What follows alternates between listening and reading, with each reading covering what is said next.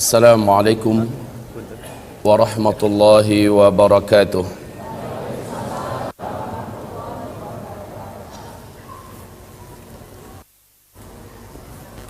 Alhamdulillahi rabbil alamin wal aqibatu lil muttaqin wala udwana illa 'alal zalimin. Ashhadu an la ilaha illallah wahdahu la syarika lah wa ashhadu anna Muhammadan 'abduhu wa rasuluh la nabiyya ba'dah. Qala Allah subhanahu wa ta'ala fi muhkami tanzilih ba'da al-'iyadhi billah minasy syaithanir rajim. Ya ayyuhalladzina amanu taqullaha haqqa tuqatih wa la tamutunna illa wa antum muslimun. Wa qala ya ayyuhan nas ittaqu rabbakumul ladzi khalaqakum min nafsin wahidah wa khalaqa minha zawjaha wa batha minhuma rijalan katsira wa nisaa wattaqullaha alladzi tasaaluna bihi wal arham innallaha kana 'alaikum raqiba. Wa qala ya ayyuhalladzina amanu taqullaha wa qulu qawlan sadida yuslih lakum a'malakum wa yaghfir lakum dhunubakum wa man yuti'illah wa rasulahu faqad faza fawzan 'azima. Allahumma arhamna bil Qur'an. Wa sadaqallahul azim. Wa qala an-nabi sallallahu alaihi wasallam ala inni qad ji'tukum biha bayda'a naqiyyah layluha kanahariha la yazighu anha ba'da dhalika illa halik. Amma ba'du, ibadallah, ma'asyiral muslimin wal muslimat, segala puji dan syukur hanyalah untuk Allah subhanahu wa ta'ala. Salawat dan salam kita untuk kekasih Allah Rasulullah Muhammad Sayyidul Anbiya wal Mursalin sallallahu alaihi wasallam. Di dalam hadis sahih Imam Muslim diceritakan oleh sahabat Rasul yang mulia Umar bin Al-Khattab radhiyallahu anhu, ketika kami sedang duduk-duduk mengitari Nabi Muhammad sallallahu alaihi wasallam, tiba-tiba saja seorang lelaki yang sangat rupawan, wajahnya sangat tampan, baju jubahnya putih bersih, rambutnya hitam ikal dan sangat lebat. Kami satu kota Madinah tidak kenal dengan laki-laki ini. Dengan sangat percaya diri dia langsung duduk di depan Nabi Muhammad sallallahu alaihi wasallam. Dia adu kedua lututnya dengan kedua lutut Nabi. Kedua telapak tangannya dia letakkan di atas kedua paha Nabi Muhammad sallallahu alaihi wasallam seolah-olah sudah sangat akrab. Langsung bertanya tentang Islam. Nabi menjawab dengan rukun Islam yang 5. Lalu apa kata laki-laki ini? Bagus, jawaban engkau benar. Kami heran, kata Umar. Dia yang datang, dia yang bertanya, saat dijawab dia yang membenarkan jawaban Nabi. Kemudian dia bertanya tentang iman, dijawab oleh Rasulullah dengan rukun iman yang 6. Sekali lagi dia berkata, tepat. Ini juga jawabannya bagus, betul. Kemudian dia bertanya tentang ihsan, dijawab oleh Rasulullah, an ta'budallah ka'annaka tarah, fa in lam takun tarah fa innahu yarak. Langsung dia bertanya, mata sa'ah, hai Muhammad, kapan kiamat? Tanggalnya, bulannya, tahunnya kapan? Engkau telah sampaikan secara pasti kiamat sangat-sangat dekat. Kami ingin tahu kapan waktunya. Nabi menjawab, mal mas'ulu anha bi'a'lama minas sa'il. Minta maaf, untuk pertanyaan yang ini, orang yang ditanya tidaklah lebih tahu dari apa yang ditanya dibandingkan dengan orang yang bertanya. Maksudnya ente lebih tahu, adapun saya memang benar-benar tidak tahu. Ini adab Nabi.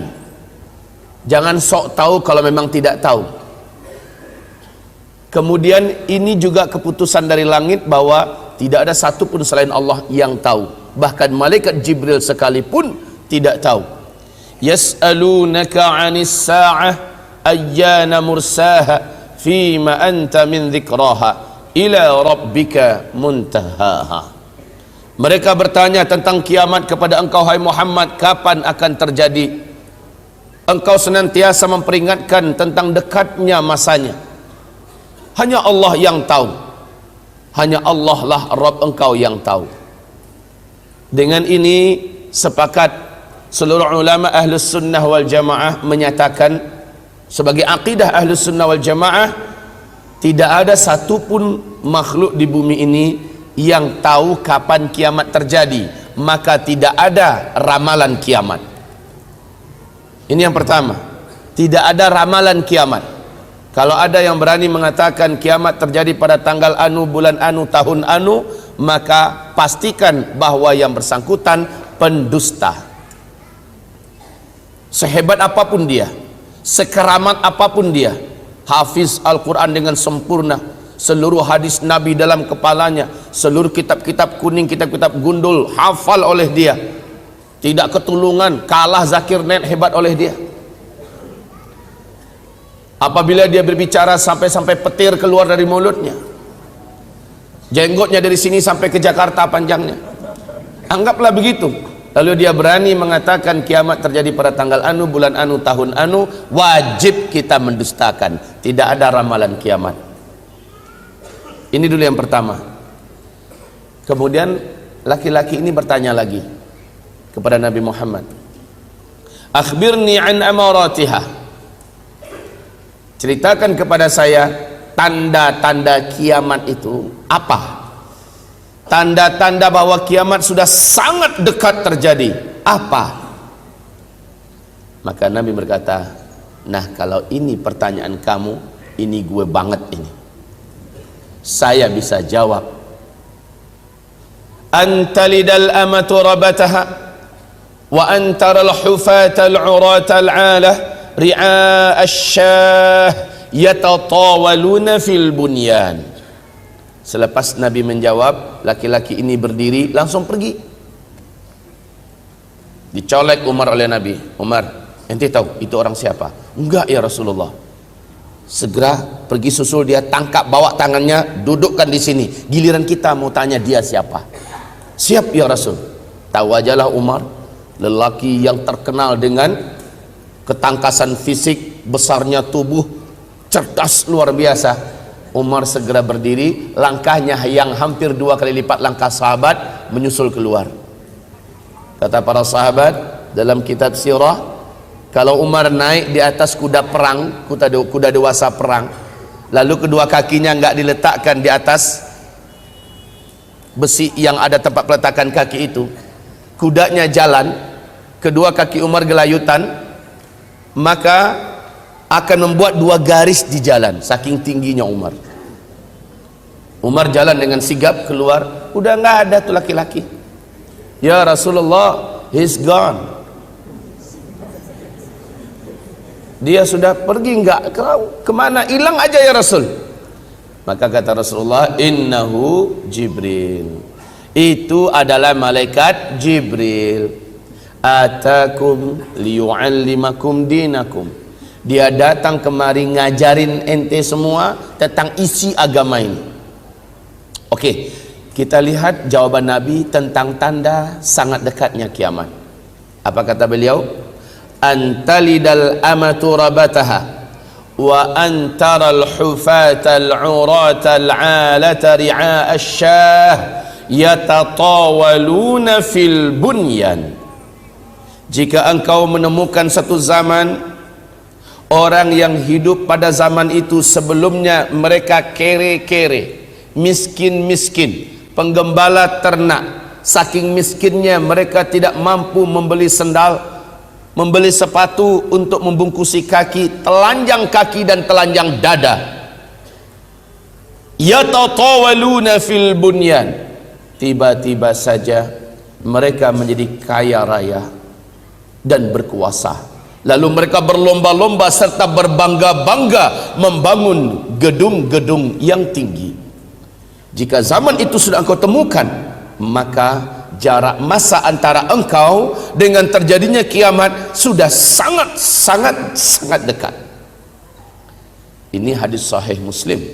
Di dalam hadis Imam Ahmad, Abu Hurairah bertanya kepada Rasulullah, "Ya Rasulullah, siapakah yang engkau maksud? Miskin, penggembala ternak, tidak beralas kaki, bertelanjang dada, tiba-tiba mereka menjadi kaya raya dan berkuasa. Lalu mereka berlomba-lomba membangun gedung-gedung yang tinggi. Siapakah yang engkau maksud ya Rasul?" Jawaban Rasulullah, "Humul Arab." Mereka adalah bangsa Arab. Mari kita lihat realita. Dulu Jazirah Arab satu saja namanya, Jazirah Arab. Negeri yang gersang tandus, gurun Sahara yang luas, tidak punya harapan dan tak punya masa depan. Miskin. Dagang kecil-kecilan, juga ada usaha bertani dan beternak semampunya. Miskin. Tapi saat minyak bumi ditemukan, mereka langsung berubah 180 derajat, berubah menjadi negara petrodolar yang sangat melimpah kekayaan dan hartanya. Mereka mendirikan negara sendiri-sendiri, pecah dari Jazirah Arab menjadi 7 negara: Arab Saudi, Kuwait, Bahrain, Qatar, Uni Emirat Arab, Oman, dan Yemen.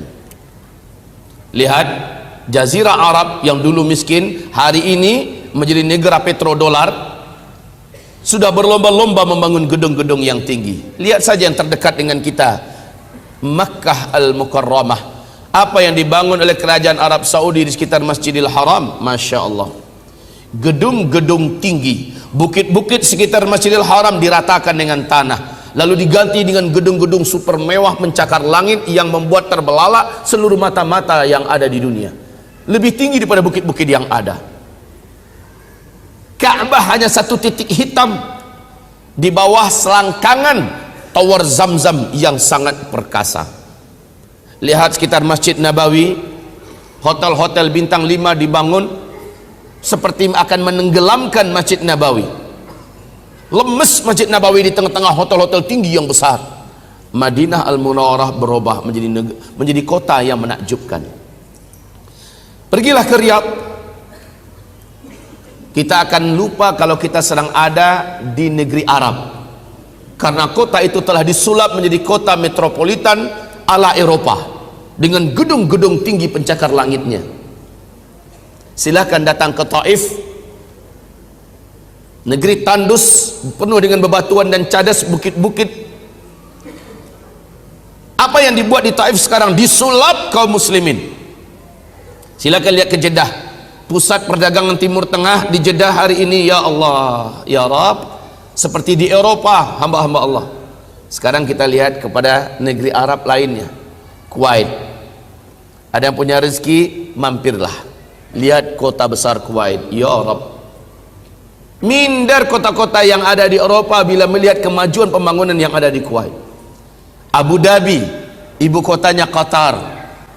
Subhanallah, berbagai macam jenis dan model gedung-gedung terbaru bermunculan di sana, saling berlomba mana yang paling tinggi. Lihat Dubai, ibu kota Uni Emirat Arab, kebanggaan dunia pada hari ini. Bahkan gedung tertinggi di dunia adanya di Dubai. Gedung tertinggi di dunia hari ini adanya di Dubai, namanya Burj Khalifah, tingginya 828 meter. Apakah perlombaan membangun gedung yang tinggi dah selesai di Arab? Tidak. Saat ini sedang berlangsung tahun yang ke-6 pembangunan gedung yang direncanakan mengalahkan gedung tertinggi di dunia yang ada di Dubai. Di mana? Di Jeddah, di tepi Laut Merah. Gedung ini disebut dan dinamakan dengan Kingdom Tower. Ketinggiannya 1,2 km. Diperkirakan selesai tahun 2018 paling cepat. menghabiskan dana 140 triliun, dipegang oleh Pangeran Al-Walid bin Talal. Masya Allah. Yatatawaluna fil bunyan. Mereka dulunya miskin, penggembala ternak, tidak beralas kaki, bertelanjang dada, tiba-tiba menjadi kaya raya dan berkuasa. Lalu mereka berlomba-lomba dan berbangga-bangga membangun gedung-gedung yang tinggi. Jika zaman itu sudah engkau temukan, kata Rasulullah, maka jarak masa antara engkau dengan terjadinya kiamat sudah sangat-sangat dekat. Tanda yang tidak terbantahkan, fakta yang sudah kita temukan telanjang mata di depan mata kita.